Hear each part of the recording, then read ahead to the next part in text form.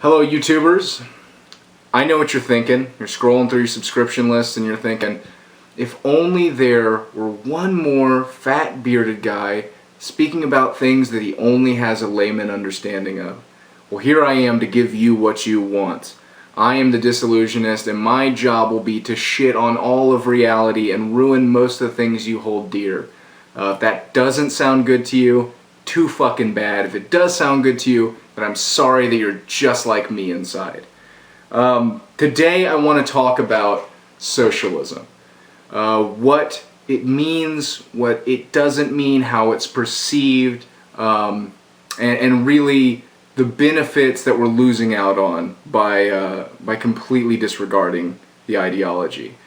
Socialism, because of the massive amount of propagandizing that's happened against socialism, against communism, we see it as kind of a dirty word here in America. It's not something that we really talk about kindly, and it's one of those things that if you bring up in a group of people, most of them are kind of going to get this kind of icky sort of, I don't know if I want to talk about that. But let's talk about it. Let's have a conversation. Let's chat. Because through chatting, through conversation, that's how we really grow as a species. That's how we get to know things. Shutting ideas off doesn't really help us at all. So what is socialism? To me, my understanding of socialism is that socialism is an ideology that puts the benefits of society paramount over everything else. So the idea is that what benefits us as a society as a whole, what benefits the workers, the common man, the average man, is what will benefit everyone from top to bottom. As long as the majority is doing well and is being taken care of, then the minorities can also be taken care of properly. And what I think that socialism has been interpreted to mean is this nasty idea of let me just take what's yours because I want to. You know, I don't want, or this idea that I want to just not work and have everything taken care of me and not contribute to society at all. I think it's quite the opposite. I think that the idea of socialism is that if you're contributing, if you're doing something for your society, that your society should then do something for you as well. You pay in to the system and you get back what you put forth. So for me, the arguments against socialism, I have a hard time following, and I think a lot of them are misguided, because socialism to me breaks down to kind of its root word of society. You know, social. What are the things, what are the reasons why we have society, why we've constructed society, why we've constructed democratic governments? And I think all of these things, the reason we have society in the first place is to make an unfair, chaotic existence more fair. I think most of us, whether it's something you live your life by or something that, is just this deep, dark secret in your heart, it's a fact that life is tough, that life is cruel, and it is in no way fair to any of us. It's completely chaotic. And so society started because we were out in the woods and starving and being attacked, and we started realizing, like, hey man, why don't we all get together in a group and have more of us that can go out and kill something. It makes it easier to kill and bring it back. More of us to go gather foods, so we collectively get more. It helps us leave people behind to protect our children and our goods while we're away doing these kind of things. The more we work together, the better things are for all of us. That's kind of the idea for society. You can expand upon that to say that when we started forming bigger societies, we kind of had this idea of like, well, our little group is really badass at fishing. Like, we're really, really good at it. We've figured out these badass netting systems. We've come up with a way to catch as many fish as possible, and we're killer at it. But we don't have the ability to construct good housing. Our houses are kind of just mud and leaf, and they're not really offering a lot of protection or a lot of storage ability. And there's a group of humans that lives in close proximity to us, and they're great at it. They're excellent at it. They can really build a fucking house. And we can catch the fuck out of some fish. So why don't we get together with those guys and go, you know what, man, if you guys help us build houses, we'll fish like a motherfuckers for y'all, and we can exchange. We can exchange these services and these goods. Because if you're born into a group that isn't good at making housing, and your group all dies because, you know, you don't have proficient protection in the winter, that's you suffering to the unfair realities of life. So if we can get together and make things more fair collectively, that sounds like a better idea. And we keep expanding upon that and expanding upon that, and you know, let's maybe make a water system where we can have running water to everyone's home that we build, because then everyone has clean running water that really benefits us as a society. You know, it's not a big money maker as much as it is just a general benefit. That's how those things came about. So socialism, I think, is just a modern continuum of those ideas, things that we kind of let go of as our societies went into the realm of empires and monarchies and dictatorships. We started getting rid of the idea of this is what's good for everybody, and started getting more into the idea of this is what's good for the wealthy and the powerful. And I think in America, in our capitalistic system, we've really just furthered that idea, that propaganda. You know, that the wealthy are where we all want to be, and we all can be wealthy, and if we just work hard enough, you know, we'll be there, and society will be built around supporting us because now we're wealthy. Essentially, you know, everyone, you know, we know that we can't all be king, but if we can work for the king, maybe it'll be a little bit better in our lives. Maybe we won't be so downtrodden. And capitalism has proven itself, at least in my opinion, to be a completely shit way of running a society. It focuses on the individual and the benefits of the individual, which could be a good thing, but we've seen that it isn't such a good thing when the benefits of the individual is a very specific group of individuals who already had power and just manipulated the system to gain more power. Socialism, for instance, all of the really beneficial things all the good things that our government does, any good thing you can think of, is a socialistic program. It's kind of the bottom line. If you think about Medicaid, where we take care of people who can no longer afford to take care of themselves, Social Security, you know, offering money to those who have paid into the system, you know, things like public roadways and bridges, the things that allow us to travel and to coerce in a better, more powerful way. All of these things are socialistic ideas that we pay for as a group that benefit us in the long run.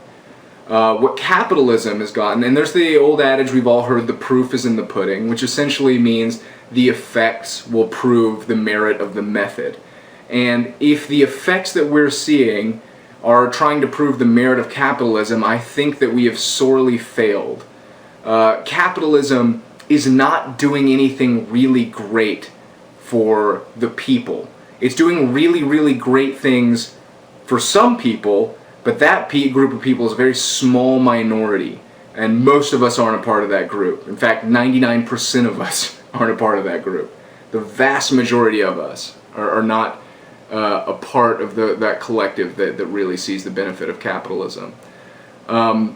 Capitalism has essentially helped funnel the majority of our goods and power and funds to the wealthy elite who have already had, you know, wealth and power in their family for years and years and years, and now they're just getting more of it. They're using their power to get more power, which is something human. Capitalism has enabled us to push a mindset that capitalism has helped us push a mindset, essentially, that profit is the most important thing to existence, and anything can be thrown under the bus in the names of grabbing more profit. If it can yield more profit, it doesn't matter how morally corrupt it is or how bad for society it is, as long as we keep getting paid. And that's a big issue. That's a big issue. That's led to the majority of our country, over 50% of us, would be considered to be in poverty.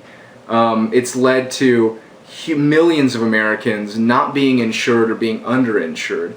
It's led to things like this most recent election, where people don't give a fuck about who the president is because it doesn't make any difference in their life, because we essentially live in a capitalistic oligarchy where the super wealthy control everything about the day-to-day life. They make the rules for the average man, and it's maybe the worst way to rule a society, where the rich make rules for the poor, because the rich are completely detached from what living a life as a poor person is like. They have no understanding, so they can't even begin to realize the pain and damage they're inflicting with the actions that they're taking.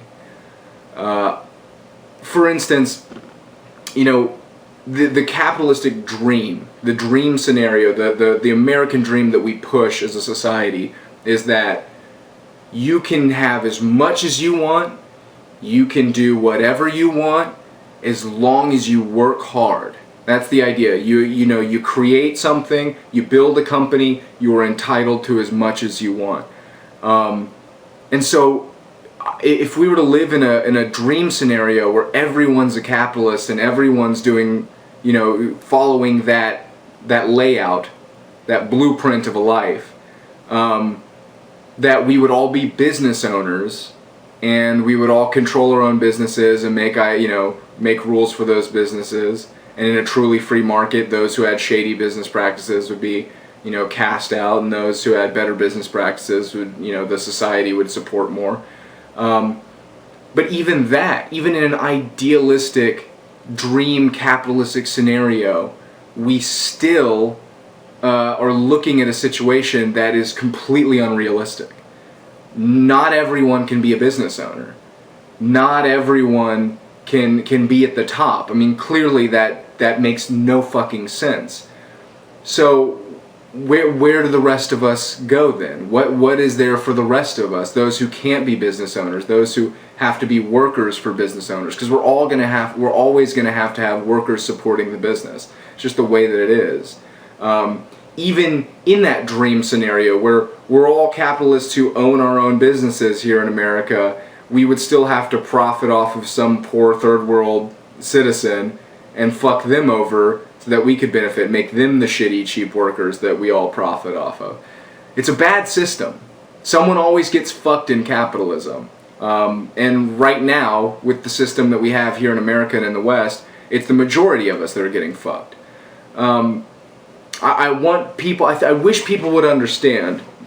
I think that the super wealthy aren't all bad people, but they're morally bankrupt, all of them.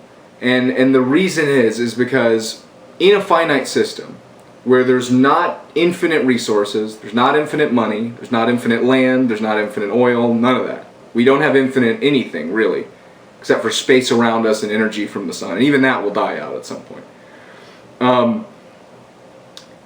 In a world that has no infinite goods and infinite, profits, essentially, when someone is a billionaire, that means, it's guaranteed to mean that there are tons and tons of people beneath that person that are living shit lives so that this person on top can live a really incredible, amazing life.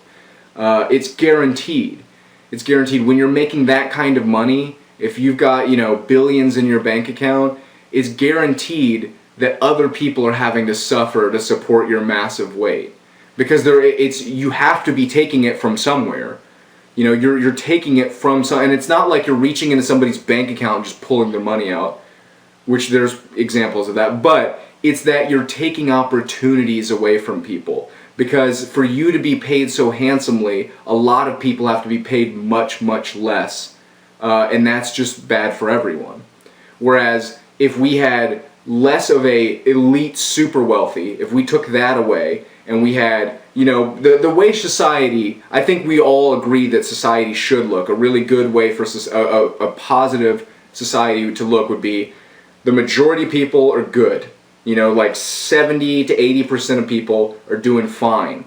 You know, they've got enough money to pay their bills, they can go on vacation when they need to, they've got their health covered, all of this good shit. And then you would have a very small percentage of really wealthy people who have, you know, they built the businesses, they did all that, and they're doing really well. And then a very small percentage of poor people who have just, you know, are downtrodden, down on their luck, you know, having some fucking issues that can't be just normally addressed. And I think that we would all agree that that would be a healthy looking society. And what we have now is that the vast majority of people are not doing very well, and there's a very tiny sliver of people who are living in a fucking utopian dream fantasy where they can do whatever they want and there's zero consequences. They can have whatever they want in as much excess as they would like. And the rest of us are just left, you know, counting, you know, do I have enough for bills? And that's a huge problem. It's a huge problem. It's, I think, what most of this country's issues stem from. Inequality amongst the races, inequality amongst sexes, you know, issues here or there. People are empowered when they have a voice and when they have stability. When someone has enough stability to say, I've got my house is good, I've got food to eat, the fucking lights are on, and, you know, I'm doing generally okay. When that is when people are resting there, then they have a voice and they have the power to speak up for themselves. They have the power to make their thoughts known. But when someone is barely able to pay their bills, is barely eaten, they're just eating garbage food all the time. When someone is, you know, unable to take any time off for themselves because they just can't afford it. When somebody gets sick and has to sit there at home feeling awful and miserable, knowing that they should go to the doctor, they should get some care and be taken care of, but they just won't because they can't afford it. They don't have nearly as powerful of a voice. They can't make things happen. They can't go out and protest. They can't go stand up for themselves. They can't tell an awful company that they work for to go fuck themselves and work for someone else because they're trapped. They're trapped in a cycle. And even those of us who aren't trapped in that cycle of being, you know, paycheck to paycheck, who are able, you know, to tuck some money away or go on vacation, most of us do that on debt. You know, if you see somebody riding by in a brand new Audi with a nice fucking suit on, clean haircut, good, you know, you see that person, they're probably more broke than the homeless guy who they're refusing to give some change to on the corner of the street. That homeless guy has probably more net worth than they do because he's got $1 in his pocket and isn't 20 grand in debt. You know, that's kind of the situation that we're living in now. We've got a lot of people who are broke. Some of them don't seem as broke because they put themselves in massive amounts of debt, and all of us are suffering under a very, very small group of people. And what does that sound like to you? Because to me it sounds like monarchy. To me it sounds like totalitarianistic dictatorships. To me it sounds like something very, very unfair is happening. And if we can agree that the idea of society is to come together and form a more fair existence for all of us, to do what we can to make things better off for everyone, then we can also agree that capitalism seems to be doing the exact opposite of that. So the point I'm getting at here is when someone is speaking to you about socialism, when someone's talking to you about these ideas, you know, we saw a lot of this with Bernie Sanders running recently. People would just shut him down immediately for saying the word socialist. He's a socialist, I can't believe it. And in reality, what you're saying there is he's fighting for the common man. He's fighting for me. He's fighting for society. I can't believe it. It's backwards. That should be the person that you champion. That should be the person with, even if you have disagreements with, you go, his motivation is to support the majority of people in this country. He's trying to help the majority as opposed to trying to help the business elite who don't need any fucking help.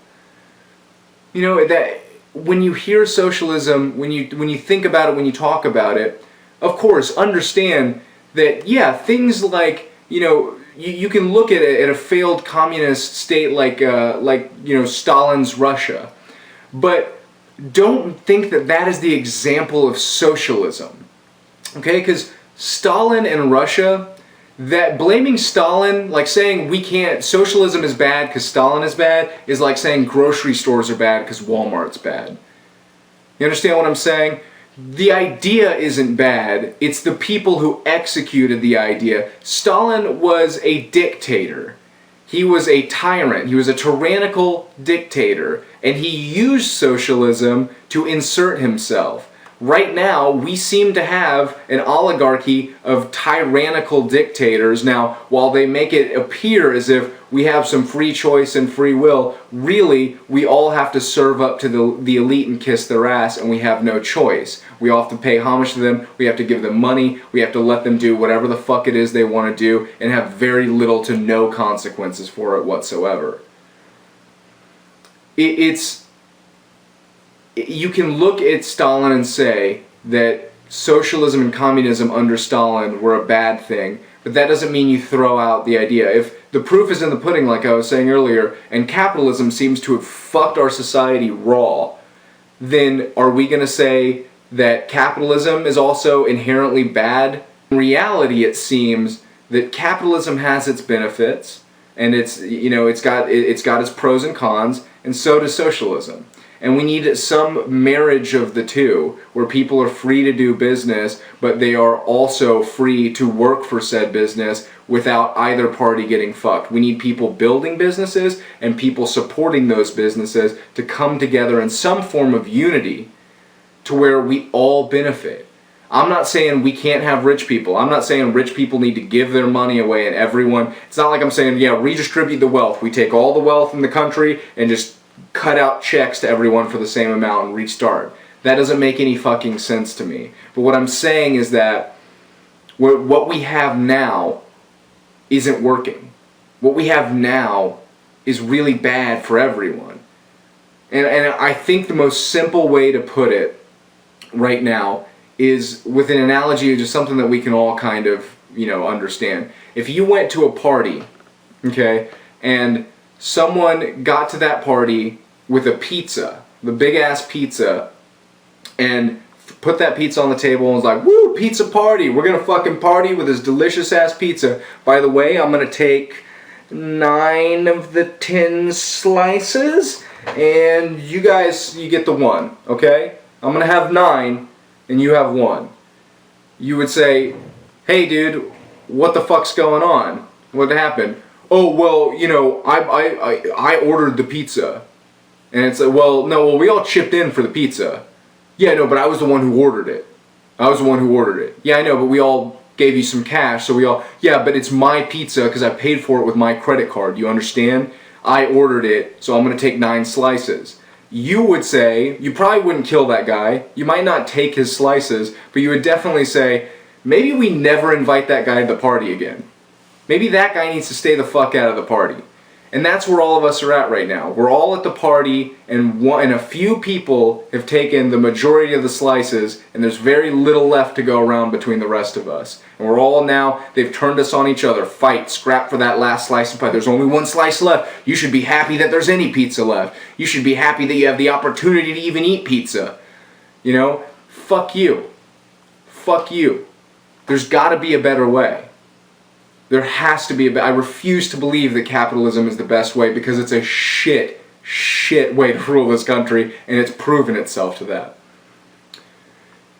Well, that's it. That's it for this video. That's it for my blathering.